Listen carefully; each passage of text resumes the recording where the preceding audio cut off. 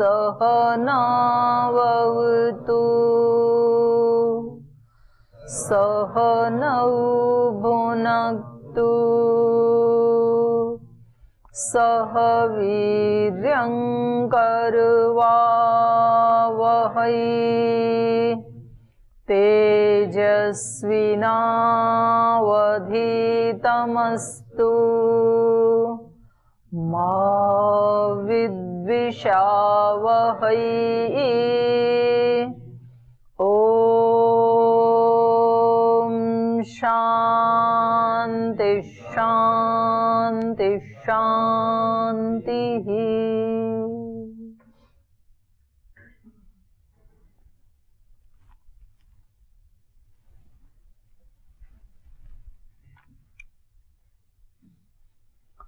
चार प्रकार के भक्तों के बारे में पढ़ रहे थे हम। आर्त, जिज्ञासु, अर्थार्थी और ज्ञानी। तो कल के पाठ से आपका कोई प्रश्न हो तो पहले पूछ सकते हैं। ओम दीदी प्रणाम। जिससे दीदी आपने कल बताया था कि हम जो शिकायत करते हैं, हाँ, तो एक तो शिकायत ये होती है कि हम किसी से जलते हैं ऐसा कुछ, या हमारे मन में उसके प्रति द्वेष रहता है। हाँ, हाँ। तो एक शिकायत ये हो गई।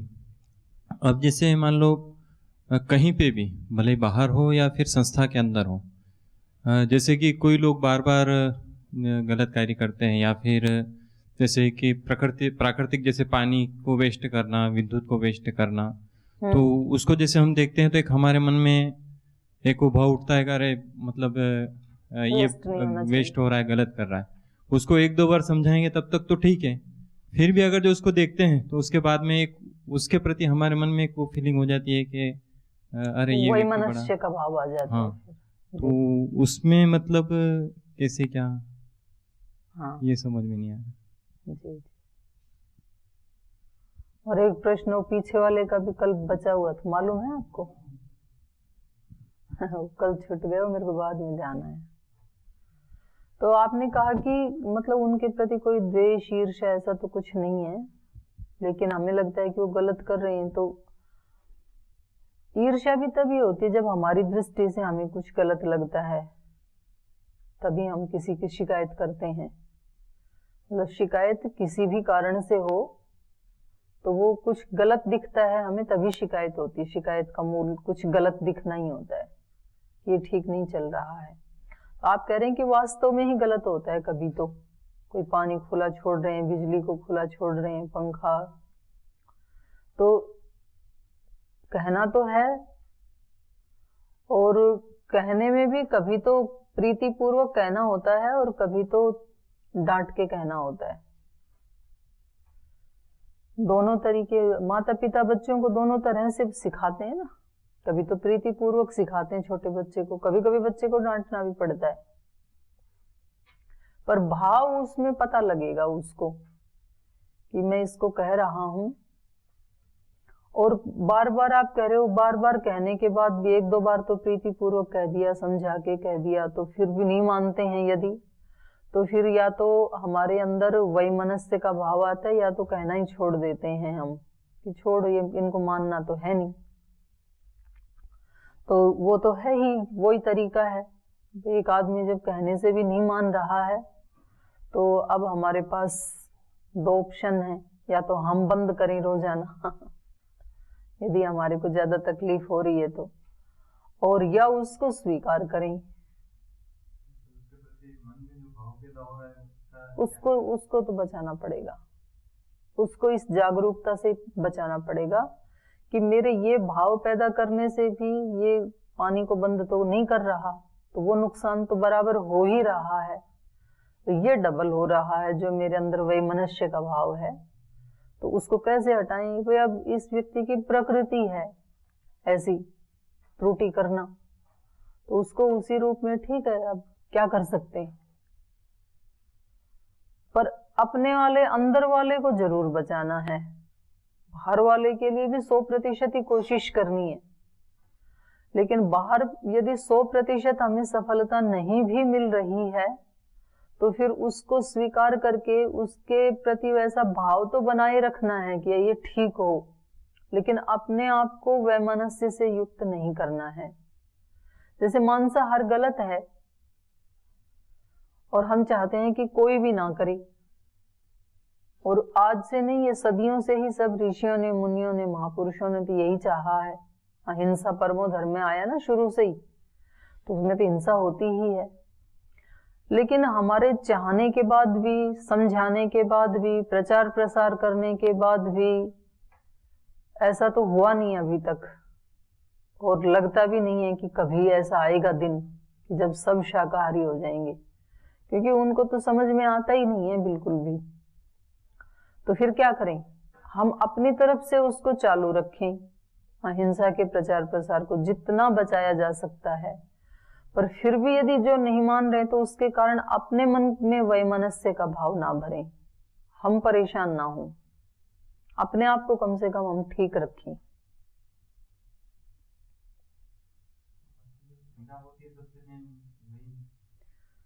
पीड़ा, उसमें पीड़ा के दो कारण हैं। एक तो पीड़ा हो रही है बिजली वेस्ट या पानी वेस्ट होने से, एक पीड़ा हो रही है वो मेरा कहना नहीं मान रहा है इस कारण से।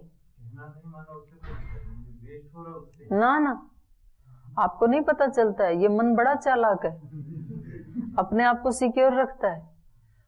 हमारे को तो बहुत मिलते हैं ऐसे, बोल जी मुझे ना पद की कोई इच्छा नहीं है, मैं केवल सेवा करना चाहती हूँ। लेकिन ये नहीं भाई, आपको जब कोई दिक्कत ही नहीं है पद की, और फिर जैसे चेंज करें ना पद, बहुत दिक्कत होती है उनको। मन को बहुत सूक्ष्मता से देखना पड़ेगा हमें। दो कारण से कष्ट होता है, एक तो वो वेस्ट हो रहा है उसके कारण से होता है, एक वो मेरा कहना नहीं मान रहा उसके कारण से भी होता है।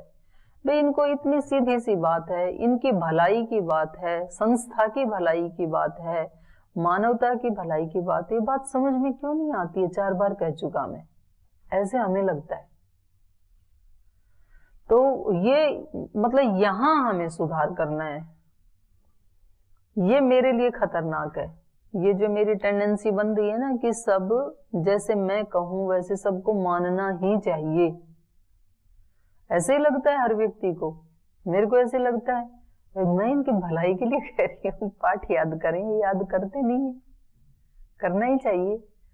तो ये जो टेंडेंसी है कि जैसा मैं कह रहा हूं वैसा मैं कहती हूँ, और मैं कहती भी रहूंगी, चाहती भी रहूंगी, लेकिन तो भी 100% रिजल्ट तो नहीं आता है। कुछ करते हैं 100% करते हैं, कुछ 80 करते हैं, 60 करते हैं, 40 करते हैं, नहीं भी करते हैं। कुछ करना चाहते हैं, सामर्थ्य नहीं है, कुछ सामर्थ्य है, प्रमाद करते हैं। तो इसी का नाम तो संसार है। अगर सब मेरी बात को 100 का 100% करने लगे तो सारे देवता बन गए, फिर मनुष्य नहीं रहेंगे ना। ये तो होगा, अच्छाई भी, बुराई भी, गुण भी, दोष भी, वो रहेंगे बराबर। पर हमारी सबसे पहली जिम्मेदारी है अपने दोषों को दूर करना। अपने दोषों को भी, उससे भी मतलब बेचैन नहीं होना। नहीं तो व्यक्ति कहता है मैं अपने आप को कभी माफ नहीं कर पाऊंगा, मैंने ऐसा कैसे कर दिया, मैंने ऐसे कैसे बोल दिया, मैंने कैसे पिटाई कर दी। तो वो पिटाई की थी वो एक दोष था, और अब उसको याद करके मैं अपने आप को माफ ही नहीं करूंगा, ये बहुत बड़ा दोष है, ये नहीं आना चाहिए। हो गया तो उसको वहां पे छोड़ो, अब जो भी त्रुटि हो गई, अब आगे चलो, अब वो करो जो आप चाहते हो। अभी भी उसको पकड़े हो, और जो अपने वाले को माफ नहीं कर तो दूसरे का कर देगा, ये तो मतलब कल्पना ही नहीं कर सकते हम। कभी नहीं करेगा वो दूसरे को भी माफ।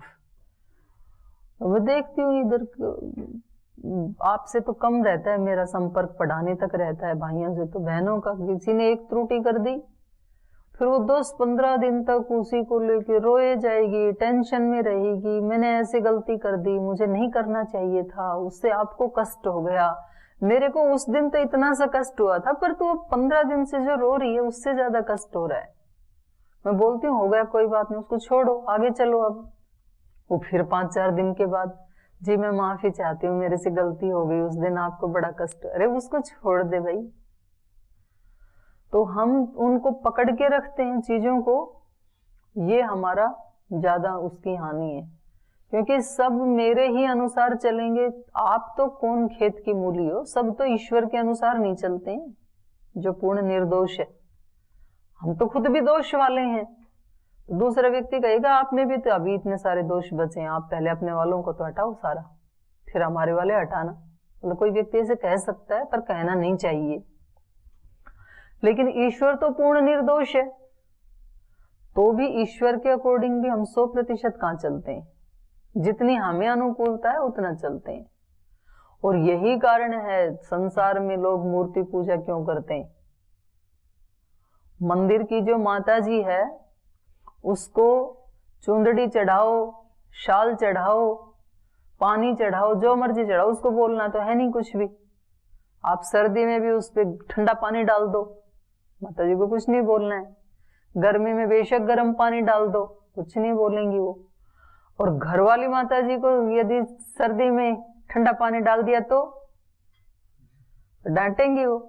तो घर वाली माता जी की पूजा करना बड़ा कठिन है।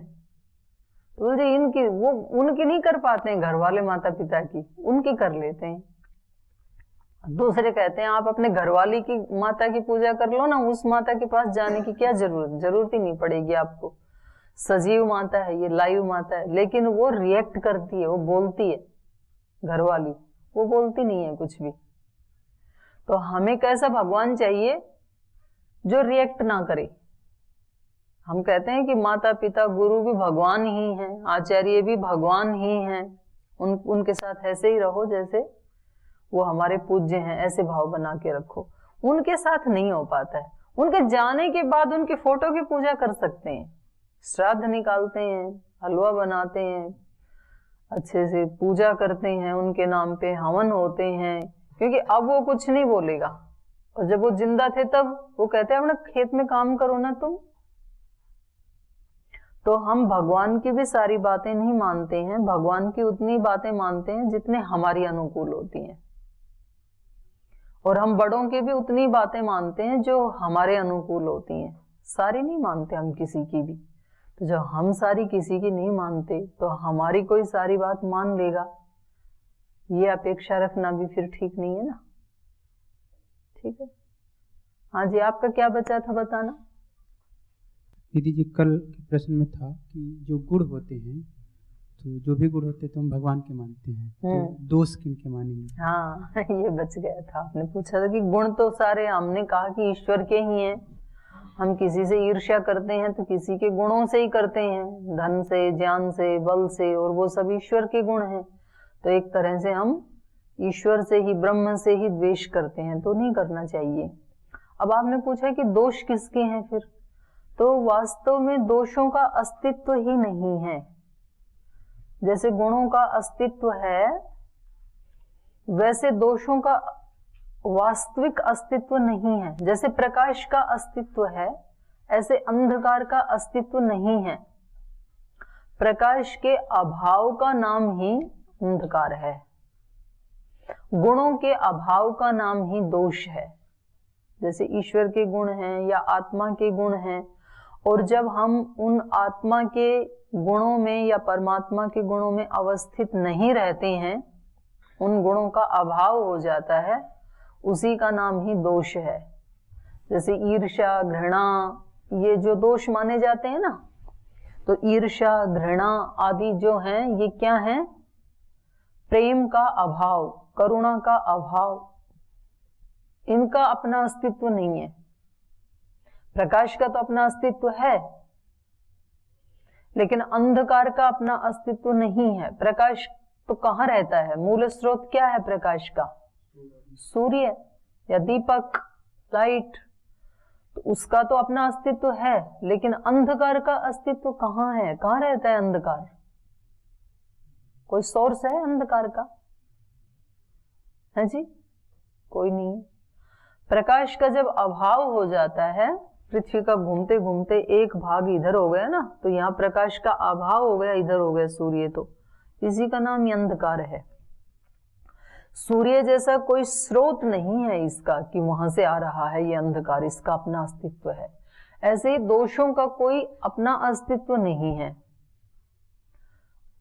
गुणों के अभाव का नाम ही दोष है। जब प्रेम का अभाव हो जाता है, उसी का नाम ही घृणा है। जैसे कहते हैं कि पाप तो मतलब पाप से घृणा करो, पापी से नहीं। जी, इसको मतलब कैसे समझेंगे? इसका मतलब यही है कि पापी, पापी मतलब वो आत्मा, तो आत्मा से कभी घृणा नहीं करनी चाहिए। उस दोष से आप घृणा करो, घृणा का मतलब है वहां पे हटाने की भावना। किसी व्यक्ति ने कोई पाप कर दिया, पाप मतलब क्या? पाप मतलब जो नहीं करना चाहिए था वो काम कर दिया, कोई भी काम। कोई व्यक्ति रोगी हो गया तो ये भी क्या है? पाप है ना। रोगी नहीं होना चाहिए था, संभाल के रखना चाहिए था। तो क्या अब उस रोगी से घृणा करेंगे क्या?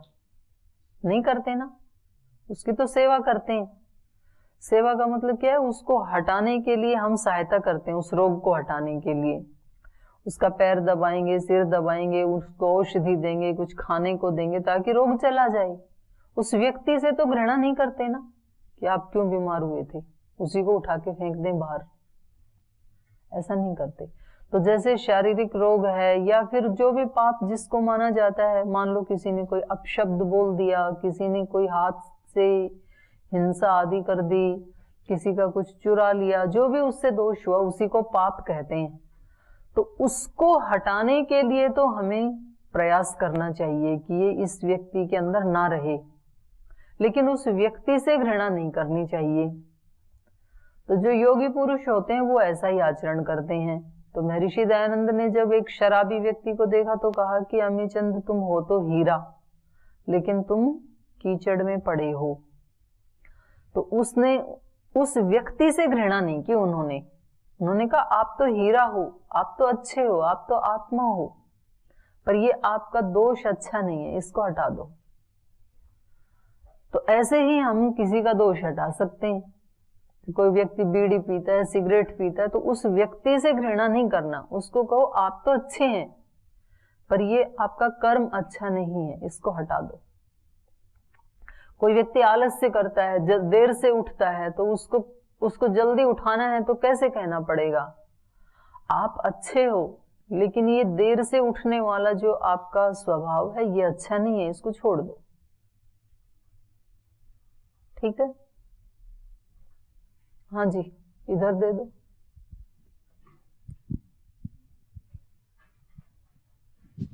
माइक दे दो जी, बोलिए। ओम दीदी। दीदी मेरा एक प्रश्न था, जब कोई साधक साधना प्रारंभ करता है तो उसको किस प्रकार से शुरू करनी चाहिए, और जब वो साधना शुरू कर देता है तो जो विघ्न आते हैं उसको कैसे दूर कर दें? तो ये तो मतलब जहां वो खड़ा है वहां से यात्रा शुरू कर दे, सीधा सा उत्तर है। कहां से शुरू करें? जहां आप खड़े हैं। आपको आगे चलना है ना, आपको हिमालय पे चढ़ना है, तो आप कहां से शुरू करें?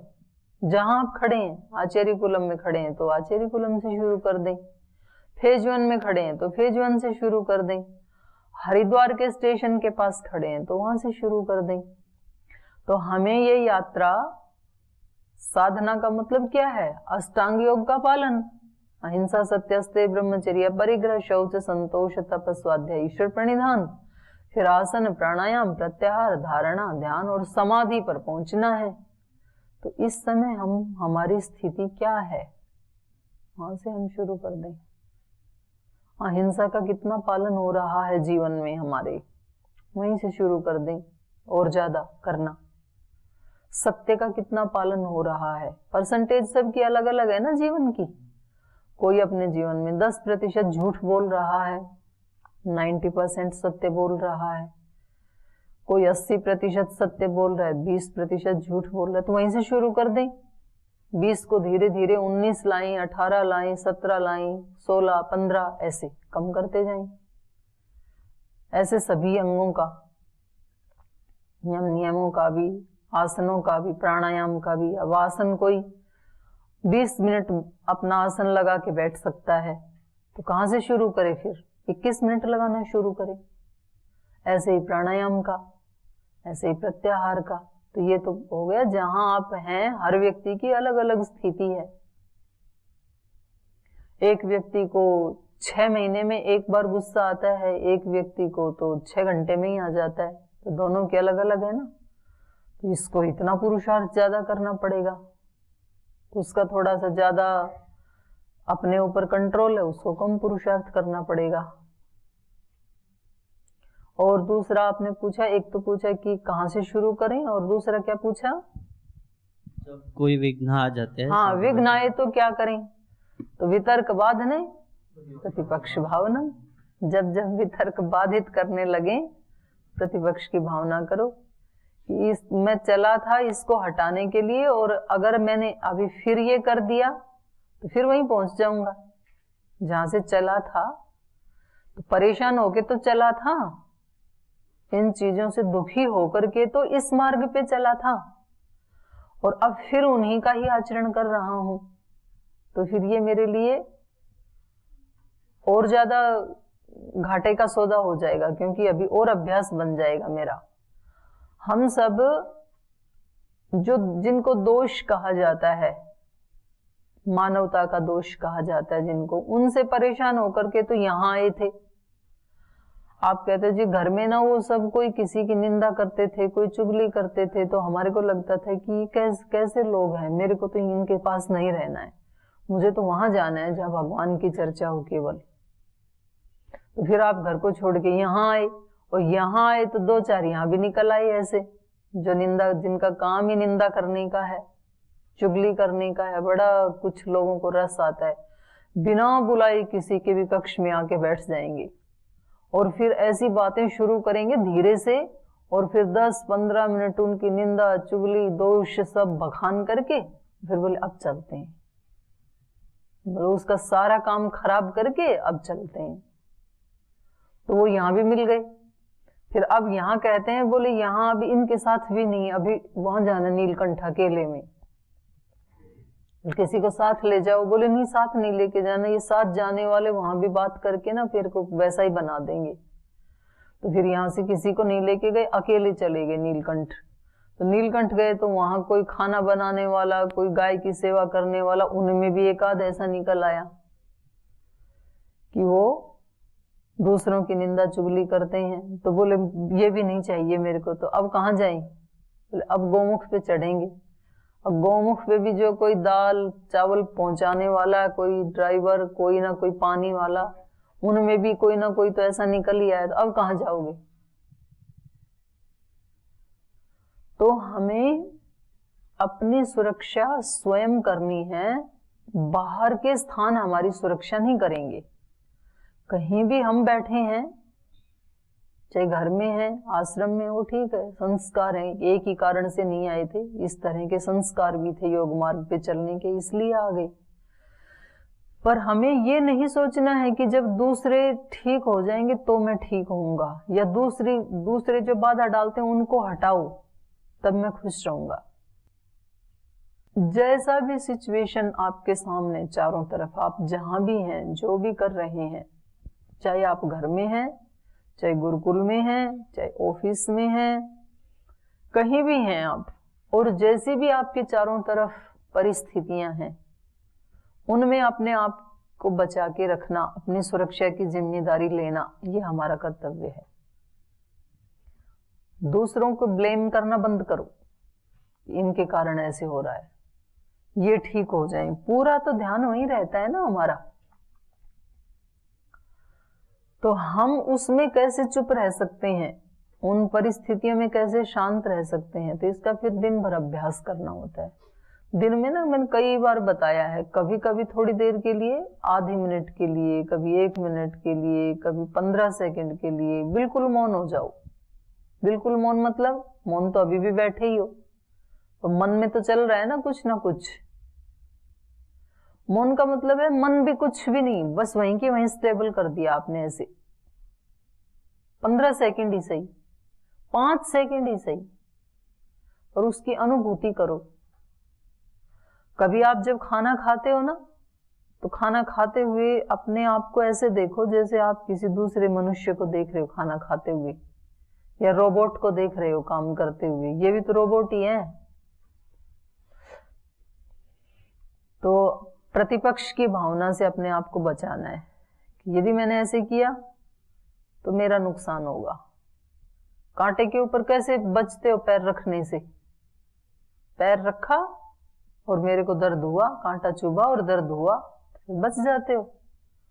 तो जैसे ही हमने किसी के बारे में बुरा भाव उठाया, मेरा अंतःकरण दूषित हुआ और मैं भगवान से डिस्कनेक्ट हुआ और मैं भगवान से दूर हुआ और मैं चकनाचूर हुआ।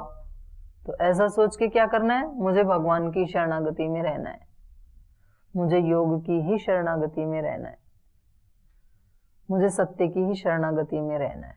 ऐसे भाव में रहें फिर। जी, जैसे हृदय अर्जुन तिष्ठति, उसमें कहा है ईश्वर की सर्वव्यापकता बताइए, और ईश्वर सर्वभूतानां हृदय अर्जुन तिष्ठति, और ईशावास्यमिदं सर्वम से ही बताइए। लेकिन यहाँ भिन्न भिन्न क्यों बता रहे हैं? जैसे जल में शीत रूप में हूँ, शीतलता में हूँ, पृथ्वी में गंध में हूँ, और अग्नि में तेज रूप हूँ, ये भिन्न भिन्न क्यों कहा है दीदी? तो समझ नहीं रहा ना सर्वव्यापकता को अर्जुन, कि आप कैसे सर्वव्यापक हैं, जरा थोड़ा विस्तार से बताओ। तो सर्वव्यापक का मतलब तो सर्वव्यापक ही है। तो सर्वव्यापक में फिर जल भी आ गए, तो बोल जलों में आप कैसे व्यापक हैं? दिखते तो नहीं हो जलों में। तो कहा जल में जो शीतलता है वो मैं ही हूं। चलो यहाँ शीतलता हो। अग्नि में आप कैसे हो ये बताओ, अग्नि में नहीं दिखते हो। तो अग्नि में जो तेज है वो मैं ही हूं, इसलिए बताना पड़ा सर्वव्यापकता को। जी, ओम दीदी प्रणाम।